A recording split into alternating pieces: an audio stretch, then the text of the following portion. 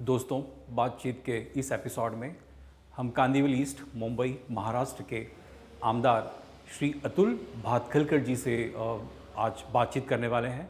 Hope आप सबको ये बातचीत ज़रूर पसंद आएगी और अगर आपको ये बातचीत अगर पसंद आई तो आप उसे शेयर करें, लाइक करें और सब्सक्राइब भी करें।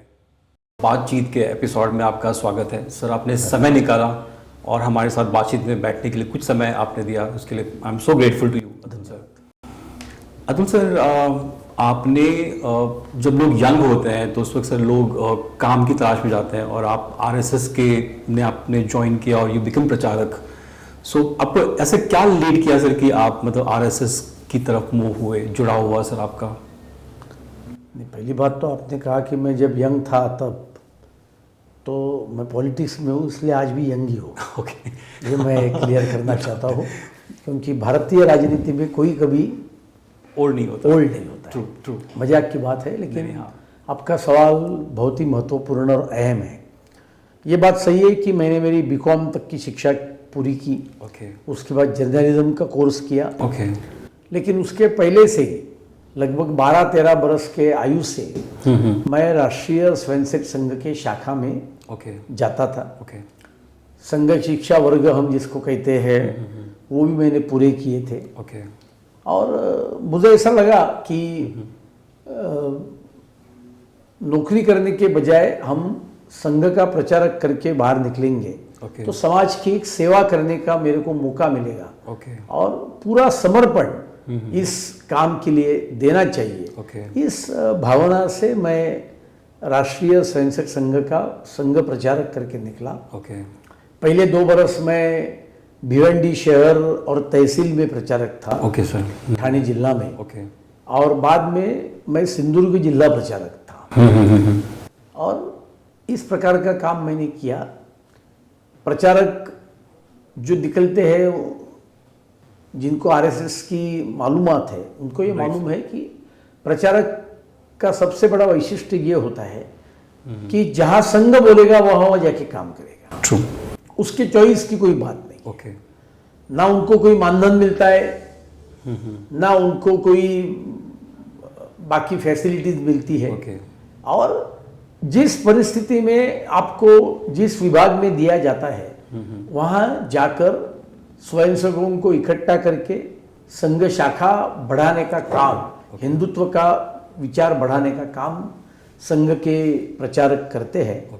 और मुझे ऐसा उस समय लगा कि मैंने से मेरे जीवन के 3-4 बरस पूरे समय इस काम के लिए देना चाहिए और इसके लिए मैंने वो दिए। सर, एज अ प्रचारक सर वो बहुत डिफिकल्ट टाइम हुआ क्योंकि एडवर्स सिचुएशन में मतलब एक हिंदू जो समाज या कल्चर को बढ़ावा देना या हिंदुत्व की तरफ लोगों को प्रेरित करना।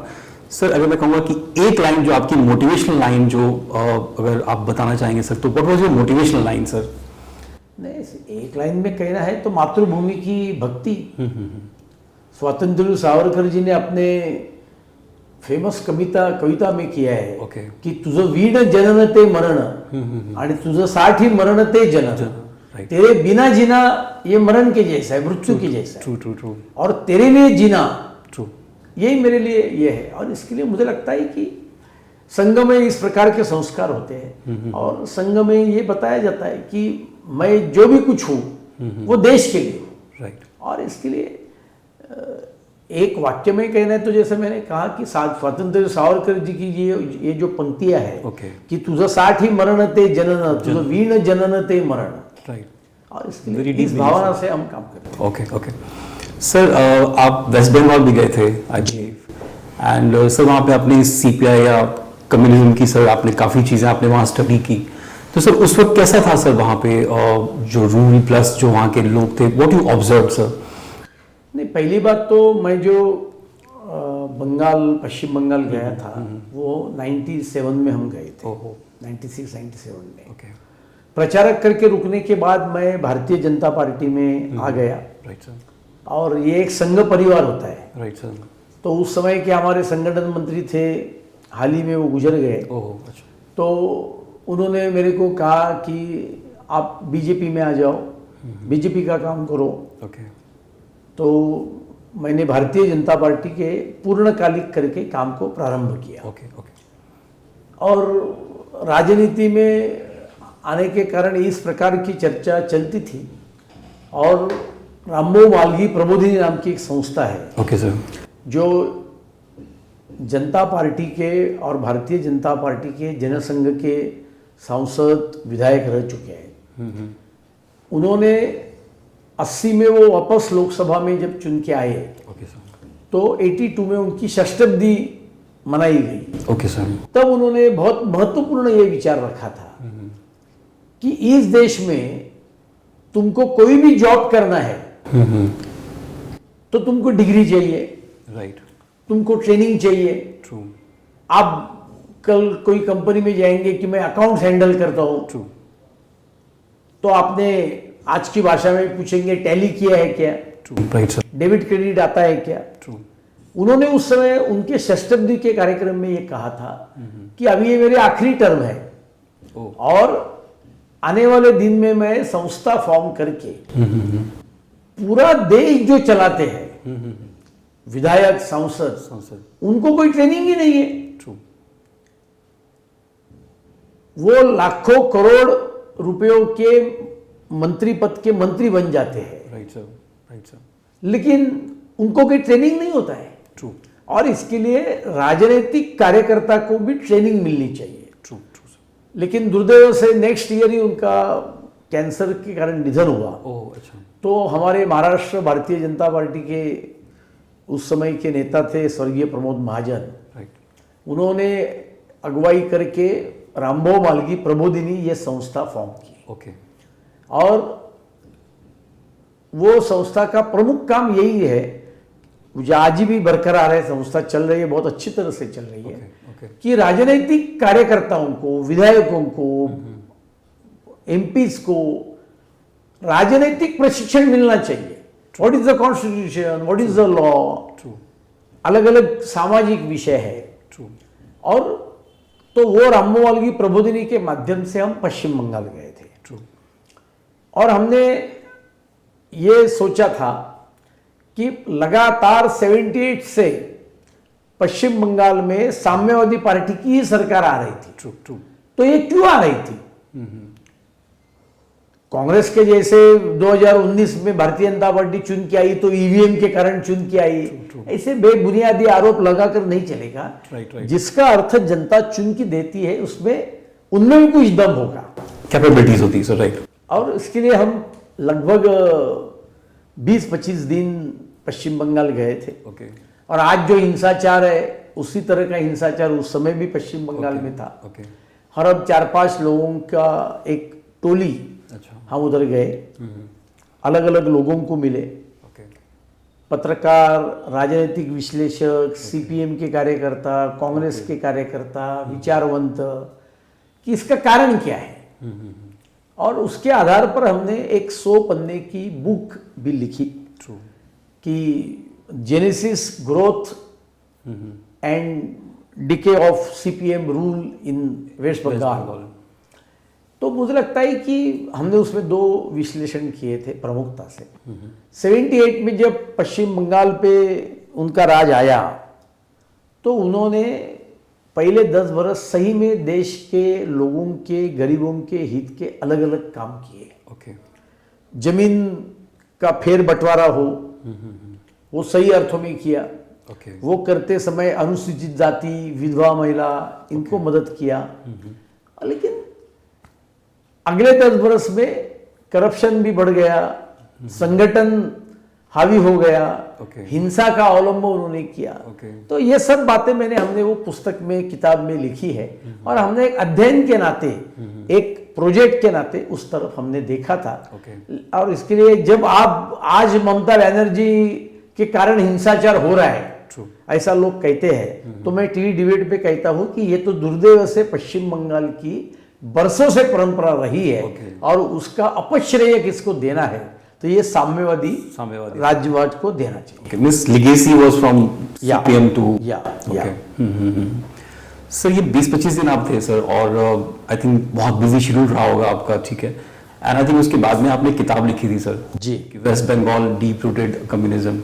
सो व्हाट इंस्पायर यू सर, और आप कैसे समय निकाल के सर आपने इतनी ब्यूटीफुल किताब निकाली, लिखी आपने, जो बहुत सटीक थी एक्चुअली? जैसे मैंने कहा कि राजनीतिक कार्यकर्ता होने के नाते ओके स्वाभाविक हर एक को लगता है कि मेरी सरकार आनी चाहिए। ट्रू और मैं ये 97 की बात कर रहा हूँ, तो कई बार ऐसा हुआ कि कई राज्यों में भाजपा की सरकार आई, 5 वर्ष में वो चली गई अगले चुनाव में, और वो एकमेव अपवाद था।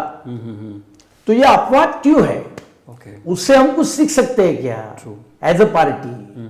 जैसा मैंने कहा कि हमने रिपोर्ट बनाया था, उसमें रिपोर्ट में लिखा भी है मैंने, after every 5 years CPM used to change 25% incumbent MLAs. Okay non performing MLAs non performing anti incumbency सिर्फ गवर्नमेंट के खिलाफ नहीं होती है, ट्रू राइट सर मिनिस्टर के खिलाफ नहीं होती है, Right. एमएलएस के खिलाफ भी होती है। राइट सर राइट और उसके लिए ये सब सोचकर हमने ये अध्ययन किया था। Okay. और अध्ययन के बाद हमारा जो बीजेपी का थिंक टैंक था महाराष्ट्र का, उसमें भी हमने उस विषय को लेकर चर्चा की थी। ओके ओके सर जैसे आपने एक बहुत सही बात उसमें लिखी सर कि इंक्यूमेंसी होती है ना सिर्फ गवर्नमेंट के खिलाफ, मतलब लोग जो लोकल लीडर्स होते हैं उनके अगेंस्ट भी होती है।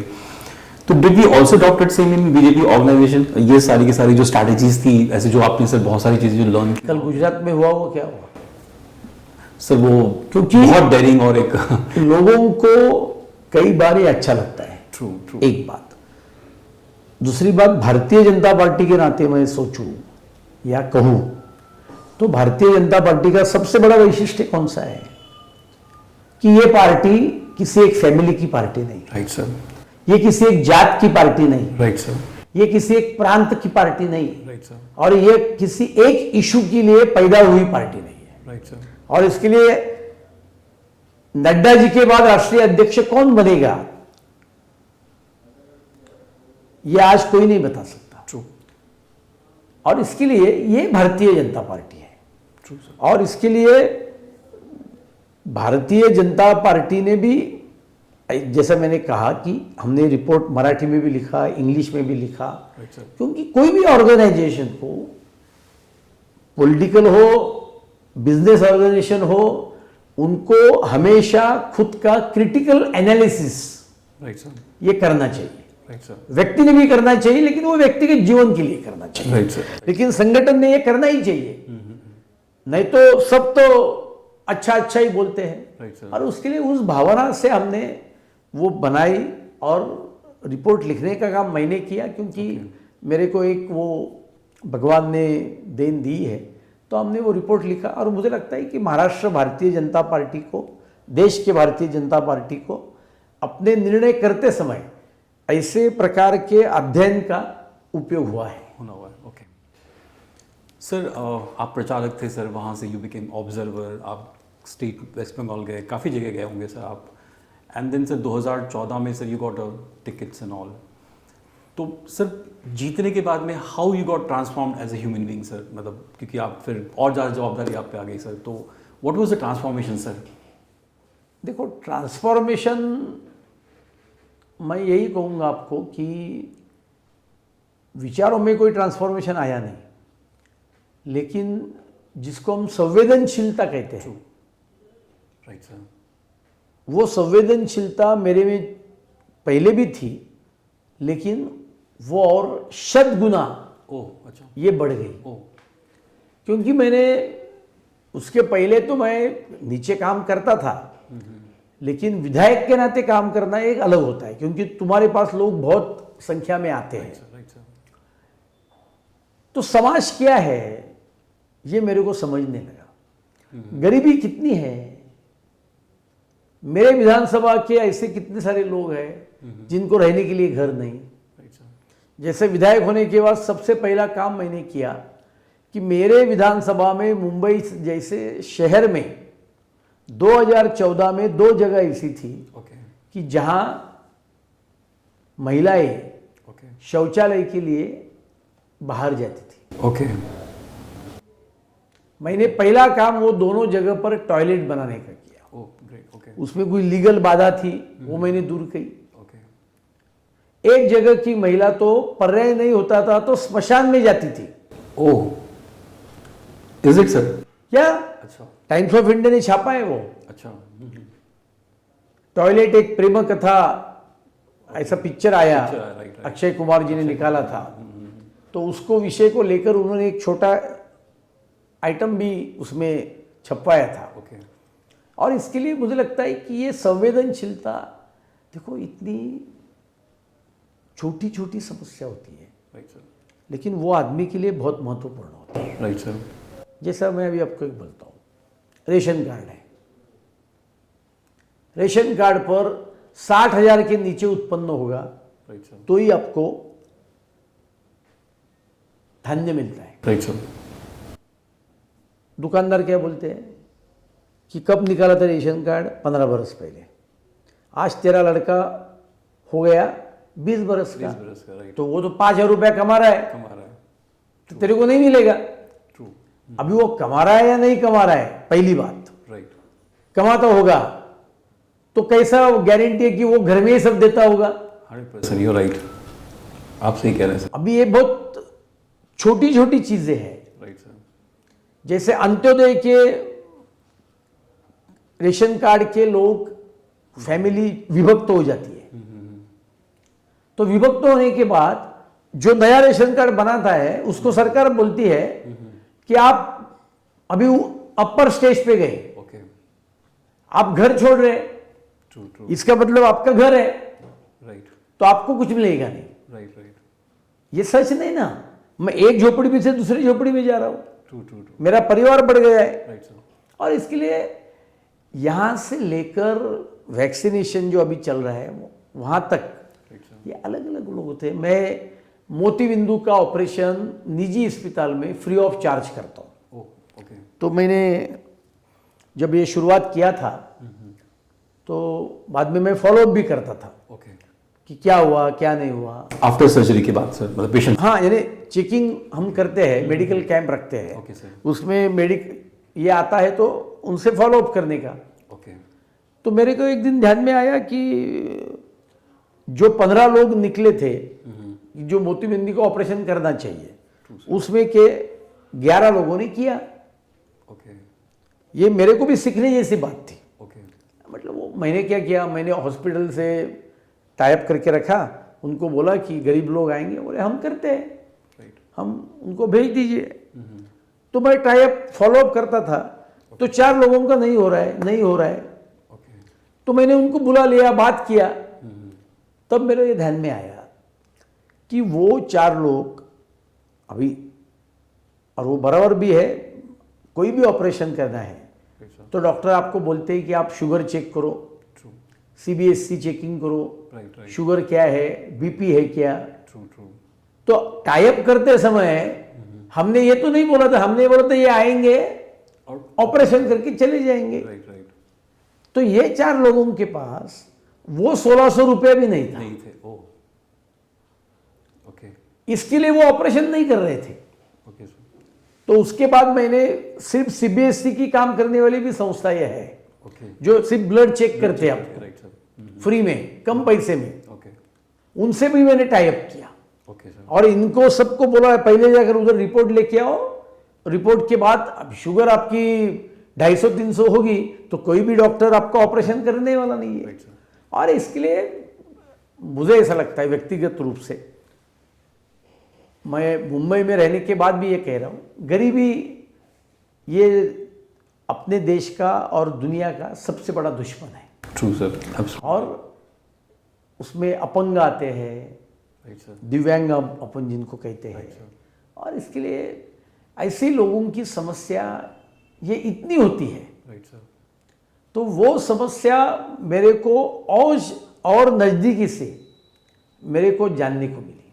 ओह, फैमिली प्रॉब्लम्स होते हैं, राइट सर, राइट सर, जैसे एक संजय गांधी निराधार योजना है, बहुत पहले के सरकार ने लाई है। ट्रू, उसमें क्या लिखा है कि विधवा महिला को pension true sir, per month क्या 60 रुपया 70 रुपया। राइट सर, कंडीशन क्या है 1 2 3 4 5 6, उसमें एक कंडीशन क्या है कि तुम्हारा लड़का ये अबाव 18 बरस का नहीं होना चाहिए।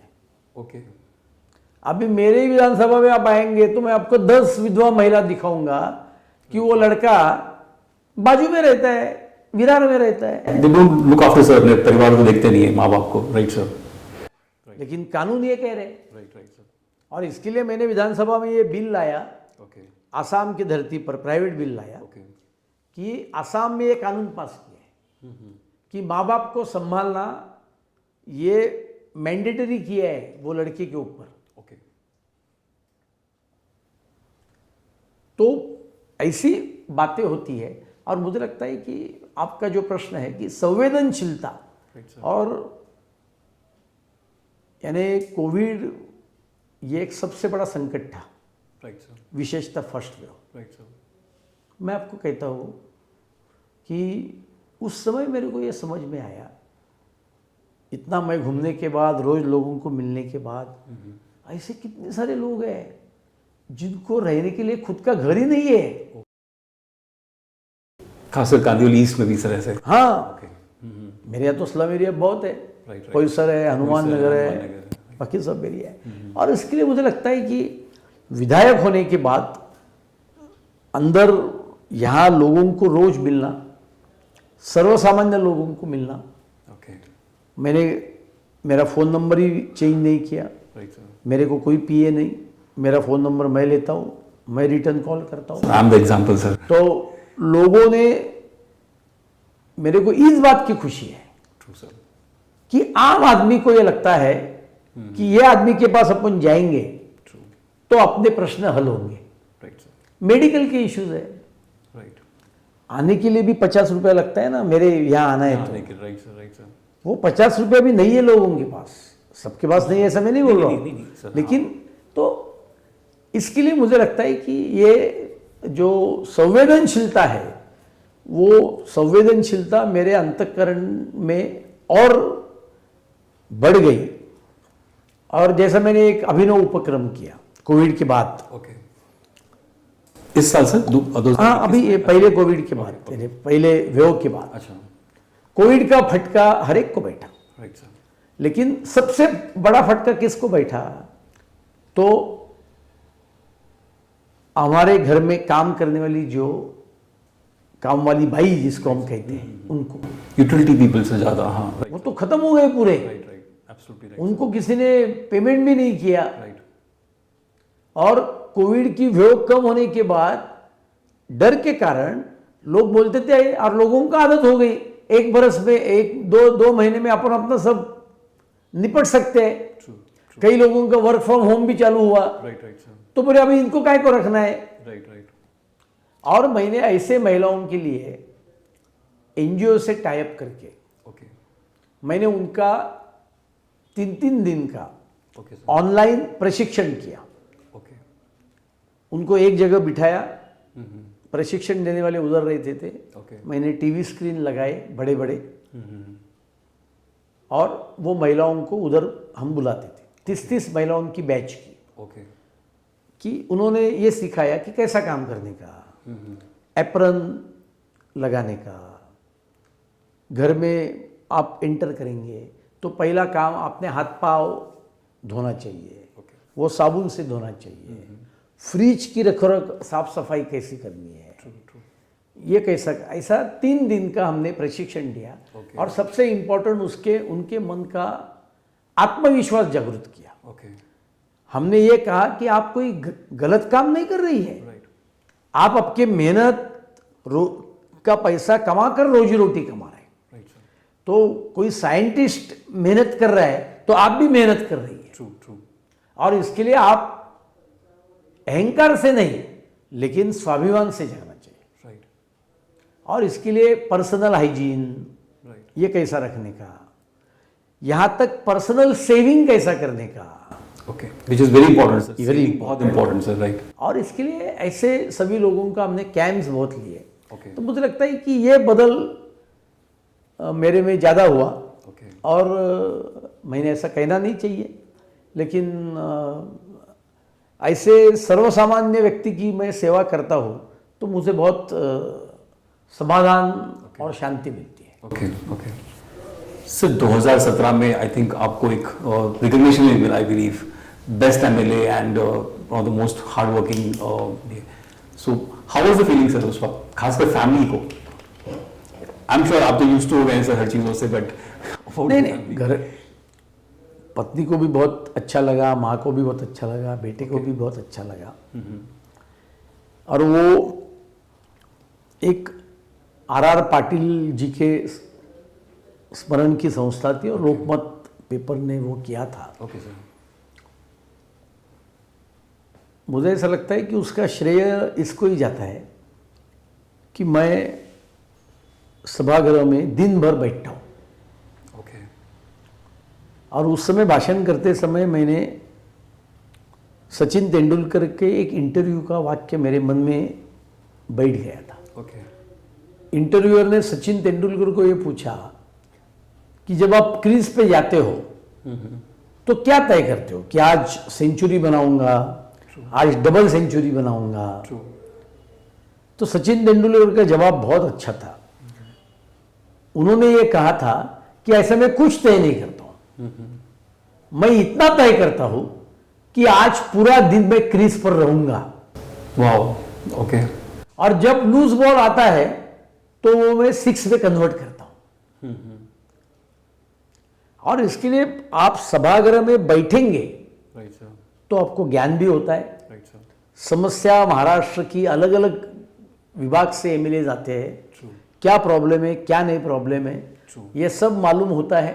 और इसके लिए मैंने उसका एक सूत्र वाक्य ऐसा तैयार किया कि जब मैं सभागृह में बैठता हूं और कुछ काम करता हूं, बोलने का काम करता हूं, तो मैंने बाहर के समाज के बारे में सोचना चाहिए। और जब मैं समाज में घूम रहा हूं तो मैंने सभागृह के बारे में सोचना चाहिए कि आपकी यह समस्या मैं सभागृह के माध्यम से मैं कैसा हल कर सकता हूं। और इसके लिए जब सभागृह के अंदर बैठे हैं तो समाज का सोचने का, और जब समाज में घूम रहे हैं तो सभागृह का सोचने का। और इसके लिए मुझे लगता है कि पहले 3 बरस में उन्होंने मेरे को एक बढ़िया पुरस्कार दिया और मेरा अटेंडेंस भी 100% था। और अटेंडेंस सिर्फ साइन के लिए भी नहीं था, साइन होने के बाद मैं अंदर जाके बैठता था, सिर्फ भोजन के लिए बाहर आने का, सुनते रहने का। मालूम पड़ता है क्या है क्या नहीं, व्यक्ति भी मालूम पड़ती है, एमएलए मालूम पड़ते हैं, मिनिस्टर मालूम पड़ते हैं। और मैं एमएलए कांदिवली पूर्व से हूँ लेकिन मैं महाराष्ट्र का प्रतिनिधि हूँ। तो जो लोगों ने मेरे को चुन के दिया है उनके प्रति मेरा ये कर्तव्य है कि मेरे को खेती के प्रॉब्लम भी समझ में आनी चाहिए, मेरे रूरल एरिया के प्रॉब्लम भी समझ में आनी चाहिए। और इसके लिए अच्छा तो लगा ही पुरस्कार मिला तो, लेकिन मुझे ऐसा लगता है कि मैं ये सोचता हूँ कि पुरस्कार के बाद मेरी और जिम्मेदारी और बढ़ गई, क्योंकि इसके आगे भी इसी प्रकार का सेवा का काम करना है। इस प्रकार का और संसदीय आयुध जो होते हैं उनका भी हमने ज़्यादा से ज़्यादा इस्तेमाल करना चाहिए। क्योंकि ये एक स्वाभाविक है, लोग बोलते हैं क्या होता है हाउस में, कई एमएलए भी ऐसा बोलते हैं, बैठने में कोई दम नहीं है, वही चर्चा है। लेकिन आप बैठेंगे, अध्ययन करेंगे तो मैं आपको दावे के साथ कहता हूँ कि तुम्हारे मतदार संघ के 50% प्रश्न ये तुमने सिर्फ उधर उसका जिक्र किया तो वो हल हो सकते हैं। सर मैंने ऐसा सुना है सर, आप इन्वायरमेंटली बहुत ज़्यादा कंसर्न हैं और बहुत सारे इश्यूज़ को भी आप टिकअप करते रहते हैं सर। विच वन इशू आपको लगता है कि इस पे वर्क होना चाहिए पूरे देश में uniformly? Environment is a very important subject which affects to all human beings. True, right sir. But unfortunately अपने देश में पर्यावरण, एनवायरमेंट इसका एक बहुत सीधा साधा रास्ता बताया गया है, पेड़ लगाओ और पेड़ तोड़ने मत दो। True sir. ये आवश्यक है, पेड़ लगाना आवश्यक है। Right sir. लेकिन उतना ही यानी पर्यावरण नहीं है। Right sir. तुम्हारे घर का कचरा है, राइट सर, वो भी पर्यावरण को हानिकारक है। Right sir. आपको ये जान के अभी हैरानी हो जाएगी, शायद आपको मालूम भी होगा पत्रकार के नाते, आज मुंबई की आबादी 1.25 करोड़ है। Right sir. 100 crore almost, 1.25 crore, 1 crore 25 lakh. Right sir, right sir. ये 1 करोड़ 25 लाख का रोज का जो ह्यूमन वेस्ट है राइट सर, वो अपन समुद्र में विदाउट ट्रीटमेंट छोड़ देते हैं, ओह ओके, तो उससे पर्यावरण की हानि नहीं होगी। 100% सर, ट्रू, लेकिन उसके ऊपर कोई बात नहीं कर रहा है। एसटीपी प्लांट बिठाने की बात करेंगे तो बोलेंगे उधर मैंग्रोव है, राइट सर, उधर के 4 पेड़ काटने पड़ेंगे।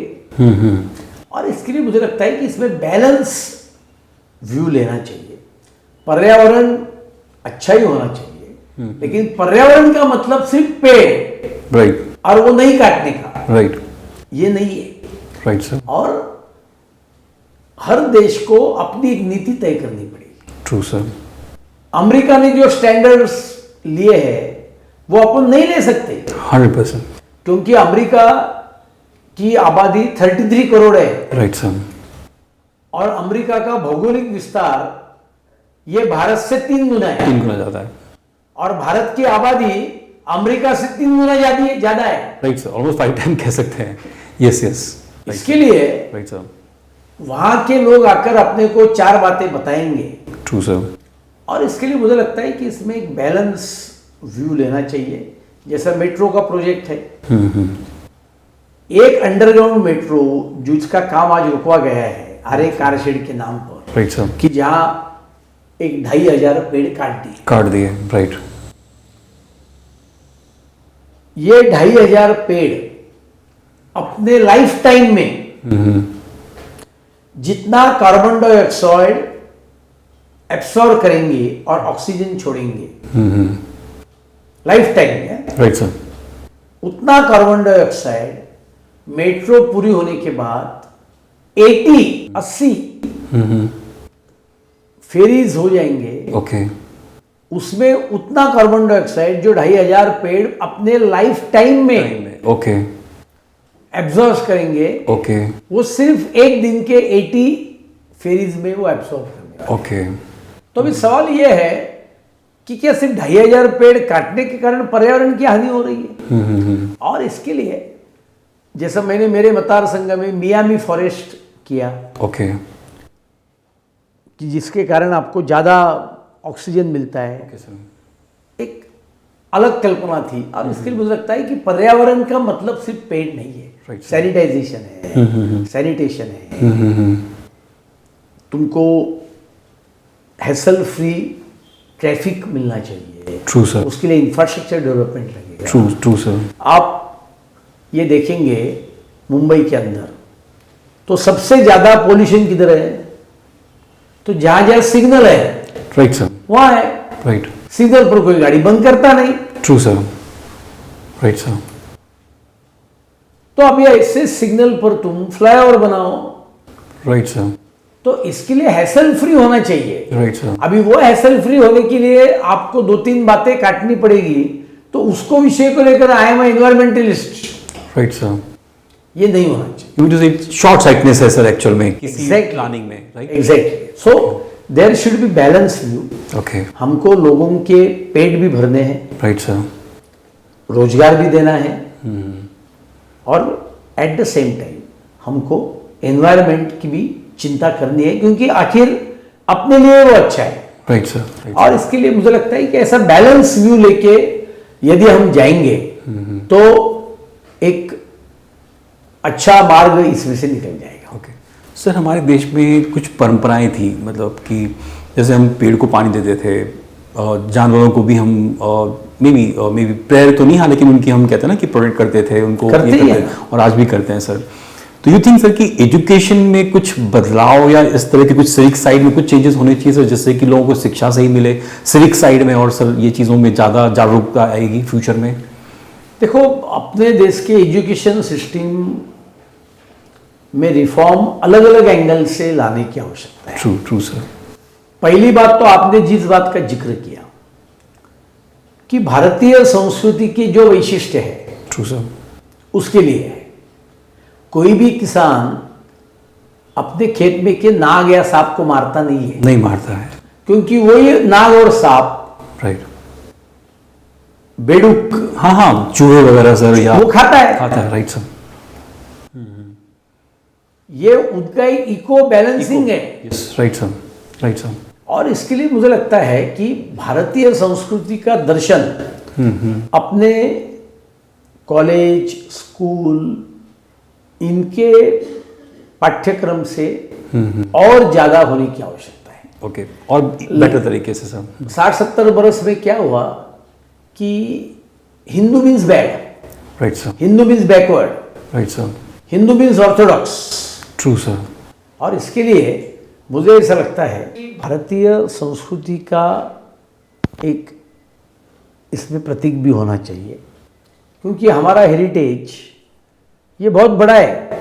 Right sir. विल ड्यूरॉन ने उस समय पर किताब लिखकर भारतीय संस्कृति और Bharat is the first civilisation in this world, in this world, ये विल ड्यूरॉन ने लिखा है। ये बात सही है। 1000 बरस के बीच में हमारे में कुछ खामियां निर्माण हुई। Right sir.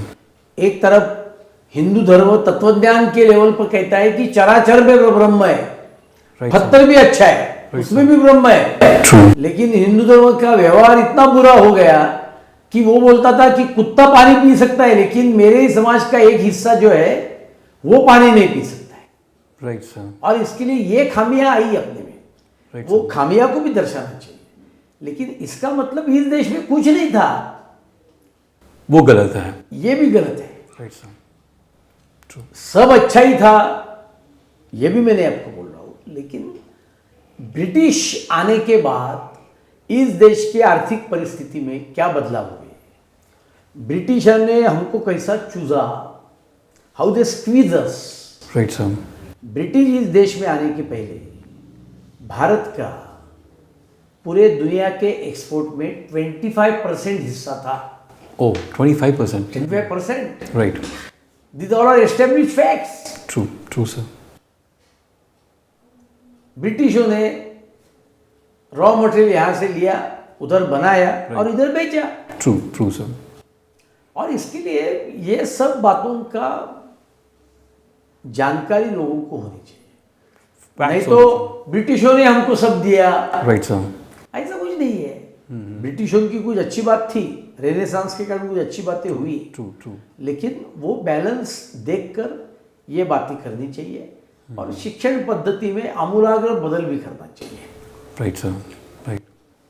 अपनी शिक्षण पद्धति ये है कि one size fit all. Right sir. ऐसा नहीं होता है। Right, it doesn't fit actually. ऐसा आदमी का स्वभाव ही नहीं है। True, true, right sir. और इसके लिए every child is a special child. Right sir. चित्रकला में अच्छे मार्क मिल गए तो मैं फालतू हूं, राइट, राइट, राइट। गणित में मार्क मिले तो मैं बुद्धिमान हूं। राइट। अरे चित्रकार भी बुद्धिमान होता है भाई। Yes, yes, yes. इतना विजुअलाइज करना, ट्रू।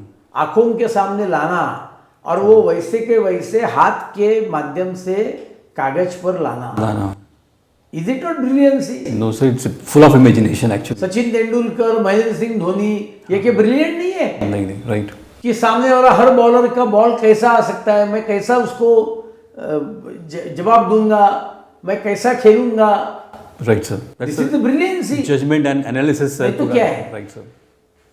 बॉलर हर बॉल अलग अलग पद्धति से डालता है। True. That is brilliancy. True.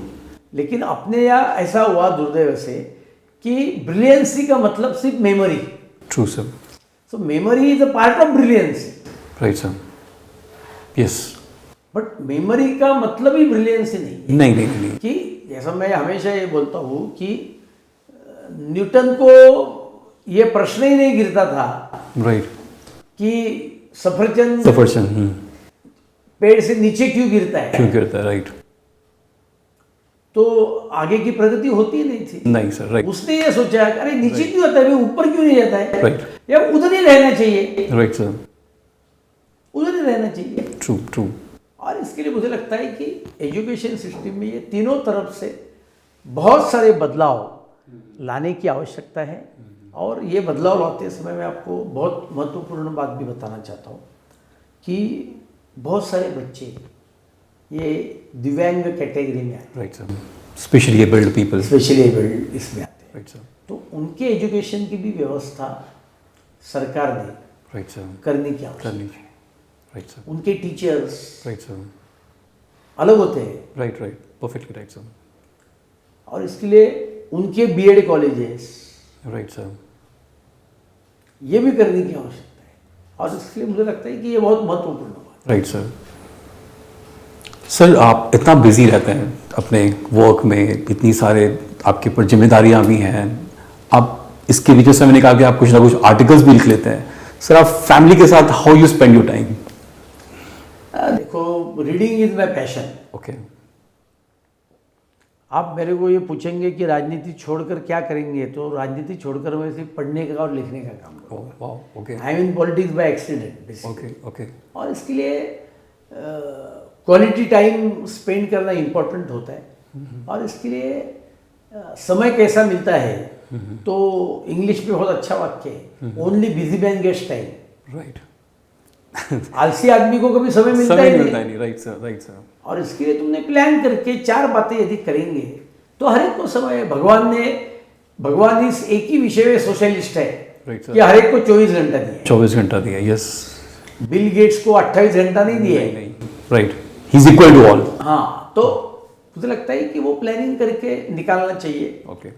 घर वालों का भी मैं आभार मानूंगा कि उनको भी मेरे से बहुत ज़्यादा अपेक्षा नहीं रहती है। अभी तो OTT प्लेटफॉर्म के कारण बहुत आसान हो गया। राइट। और रात को 12 बजे भी आप देख सकते हैं। नॉट नेसेसरी थिएटर में जाना चाहिए। नहीं, राइट। नहीं तो पहले शुरुआत में तो कभी कभी ऐसा होता था। Right sir. बहुत बार मेरी पत्नी और बेटा दोनों नाटक देखने के लिए जाते थे, क्योंकि मेरे को समय ही नहीं मिलता था। ओके। तो बोलते थे अभी हम आपके लिए रुकेंगे नहीं, क्योंकि नाटक के लिमिटेड प्रयोग होते हैं। Right right. लेकिन आपको कुछ भी काम करना है तो उसका कुछ तो भोग आपको देना पड़ता है। ट्रू। लेकिन मुझे लगता है कि घर वालों की मैच्योरिटी है कि ये अच्छा काम कर रहे हैं, लोगों के हित के लिए कर रहे हैं, तो वो भी एडजस्ट कर लेते हैं। बहुत सारे पढ़ते हैं, बहुत सारा चीज़ रीड करते हैं सर। एंड यू सेड कि आप एक लिखना भी कुछ चाहेंगे फ्यूचर में, कुछ ऐसे कमांड। ऐसा कौन सा ऑथर है सर जिसको आपने भी रिसेंटली पढ़ा होगा सर, और हु इम्प्रेस्ड यू? देखो, वैसे एक कोई ऑथर बताना मुश्किल है। अच्छा। क्योंकि मेरा वैरायटी ऑफ इंटरेस्ट है। ओके। लेकिन हाल ही मैंने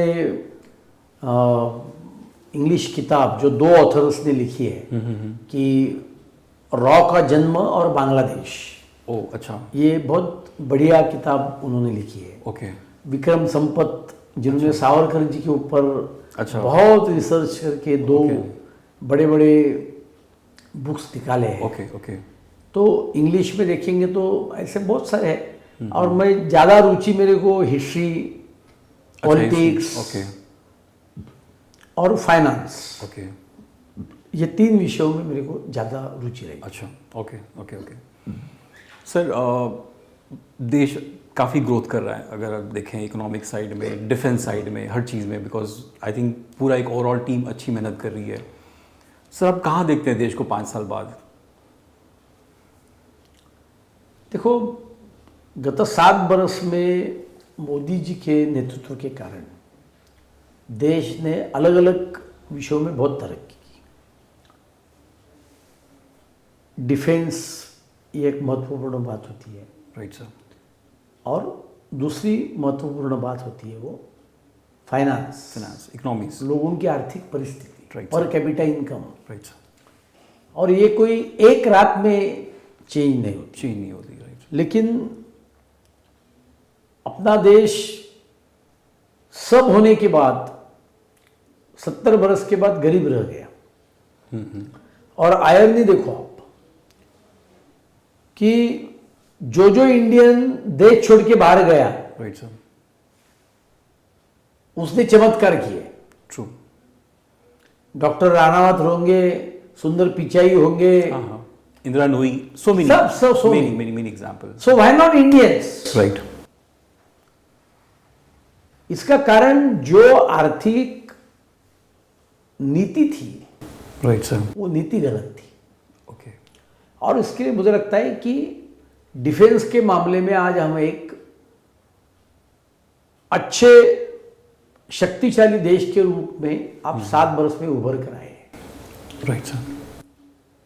सर्जिकल स्ट्राइक हमने की है। ट्रू। लेकिन जब कैप्टन अभिनंदन को उन्होंने हिरासत में लिया, ट्रू, तो आप वो वीडियो निकाल के देखो। Right sir. 24 घंटे में उन्होंने उनको छोड़ दिया। ट्रू। और उस समय उनकी पार्लियामेंट चालू थी। Right sir. तो पार्लियामेंट में इमरान ने ये घोषणा की। Right sir. राइट। आप वो वीडियो देख सकते हैं। अभी उनके दृष्टि से तो ये बहुत बुरी बात थी। ट्रू। कि उनके भूमि में आकर इंटरनेशनल बॉर्डर लांघकर उनके प्रॉपर्टी के ऊपर हमने बॉम्ब डाले। True. Right sir. Right sir. Next day जब उन्होंने कुछ अटैक किया तो उसको जवाब देते समय राइट सर, अभिनंदन उधर उनका विमान गिर गया। राइट, जो भी अनफॉर्चुनेट हुआ सर। तो कोई भी देश ये कहेगा कि पहली माफी मांगो, हम आपको भेज देते हैं। ट्रू। Right sir. लेकिन अब वो वीडियो निकाल के देखो पाकिस्तान पार्लियामेंट का। Right sir. जब इमरान खान ने ये घोषणा की कि हम उनको रिहा कर रहे हैं, राइट सर, तो उनके सांसदों ने जो बेंच थे वो थपथपाए। राइट। अपन आनंद कब व्यक्त करते हैं कि कोई अच्छी बात होती है। ट्रू। इसका मतलब ये वो इतने डरे गए थे। Right sir. क्योंकि न्यूक्लियर सबमरीन ऑलरेडी कराची की तरफ घूम रही थी। Right sir. ओके। उनको ये मालूम है कि भारत में कितनी ताकत है। आज तो राफेल आ गया। Right sir. 60 किलोमीटर लंबे रहकर राइफल में से आप मिसाइल भी छोड़ सकते हैं, स्ट्राइक कर सकते हैं आप। स्ट्राइक कर सकते हैं। Right sir. और 60 किलोमीटर का मतलब दहिसर से चर्चगेट, राइट सर, ये 32 किलोमीटर है। Right right, perfectly right. तो उसका दुगना, मतलब विरार से आप ऐसे कुछ यानी मुंबई से Panvel 50 kilometre. 50 kilometre. Right sir. तो पनवेल की भी आगे तो आपको इंटरनेशनल बॉर्डर क्रॉस करने की आवश्यकता ही नहीं है। True true true true. आज राफेल के स्क्वाड्रन तैयार हो गए। ट्रू। और इसके लिए मुझे लगता है कि स्वातंत्र सावरकर जी का बहुत अच्छा वाक्य था। उन्होंने कहा था, शस्त्रीणी रक्षति राष्ट्रे शास्त्र चिंता प्रवर्तते। राइट। जिस देश का रक्षण होता है उसी देश में तरक्की हो सकती है, चर्चा हो सकती है। Right right. आप अफगानिस्तान की अभी क्या तरक्की होने वाली है? नहीं, बिल्कुल नहीं सर। और इसके लिए मोदी जी ने सबसे बड़ा पहला काम ये किया। Right sir. मोदी जी ने और दूसरा काम ये किया कि दुनिया के अंदर मोदी जी ने खुद की प्रतिष्ठा नहीं बढ़ाई, राइट, भारत की प्रतिष्ठा, देश की बढ़ाई। राइट। भारत का प्रधानमंत्री जा रहा है तो लाखों लोग उनको मिलने के लिए आ रहे हैं। ट्रू।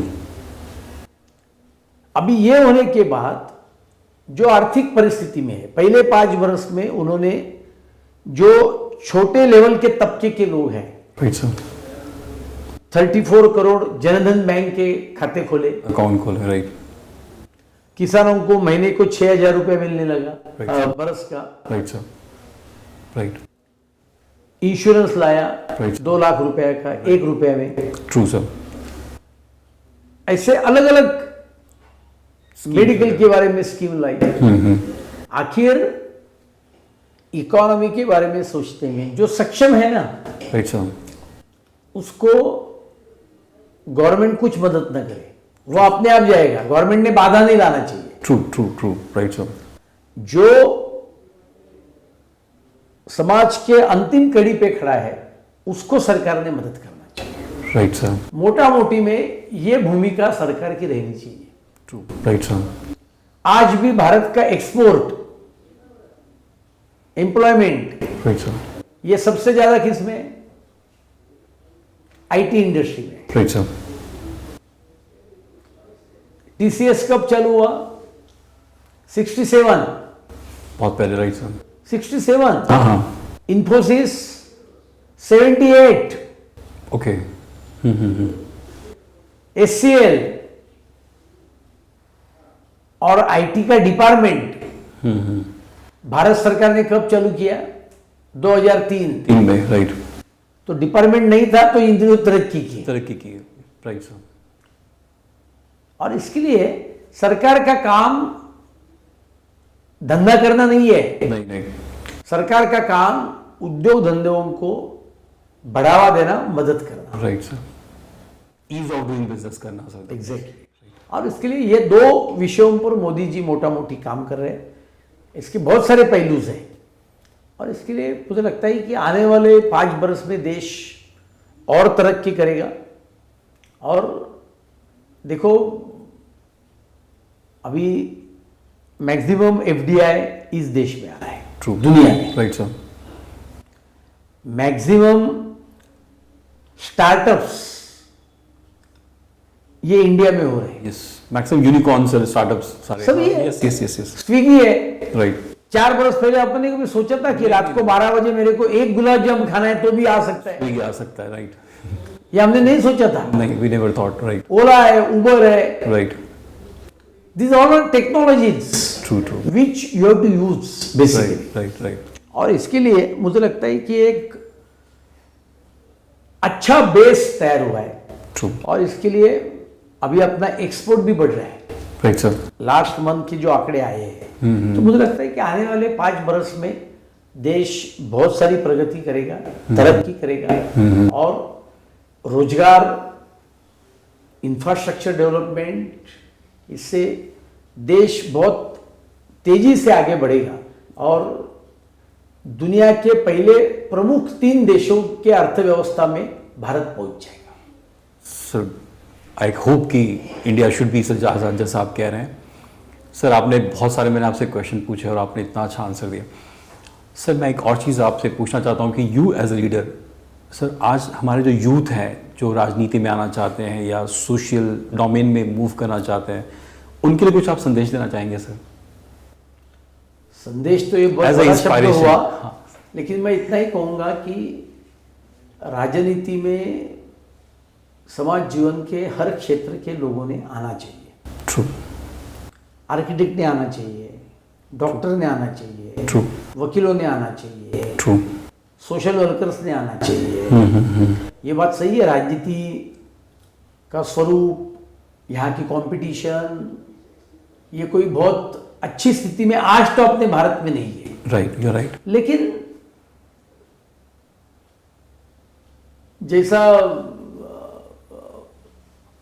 विनोबा भावे कहते थे कि उनको किसी ने पूछा कि राजनीति में मैं जाऊंगा तो मैं तो गंदा बन जाऊंगा, व्यवस्था इसी है। राइट। तो विनोबा भावे जी ने कहा, अरे नदी तो रोज समुद्र को मिलती है ना। राइट राइट, वो तो खारा बन जाती है। राइट। लेकिन नदी ने छोड़ा नहीं है समुद्र को मिलने का। ट्रू ट्रू ट्रू, वो नदी जा रही है, इसके लिए उसका पानी इतना कम खा रहा है, कम खा रहा है। राइट। या महात्मा गांधी जी कहते थे कि समाज में ऐसा नहीं है कि बुरे लोग ज्यादा है, राइट, और सज्जन लोग कम है। ट्रू। प्रश्न ये था, सज्जन लोग आगे आते नहीं। You are right. और इसके लिए मुझे लगता है कि अच्छे लोगों ने राजनीति में आना चाहिए। मैं ये नहीं बोलूंगा कि वो करियर करके आना चाहिए, वो एक समाज सेवा, देश सेवा, इस विषय को ध्यान में रखते हुए ने आना चाहिए। तो मुझे लगता है कि राजनीति का भी स्तर बढ़ेगा तो लोग भी आपको अच्छा रिस्पांस दे सकते हैं। ट्रू। और इसके लिए मैं इतना ही कहूँगा कि युवकों ने ज़्यादा से ज़्यादा मात्रा में आना चाहिए और भारत के परंपरा के अनुसार युवकों ने चारित्र्यवान भी रहना चाहिए और निर्व्यसन भी रहना चाहिए। ओके, इतना ही मैं कह सकता हूँ। Sir, thank you so much sir, बातचीत में अपना समय देने के लिए।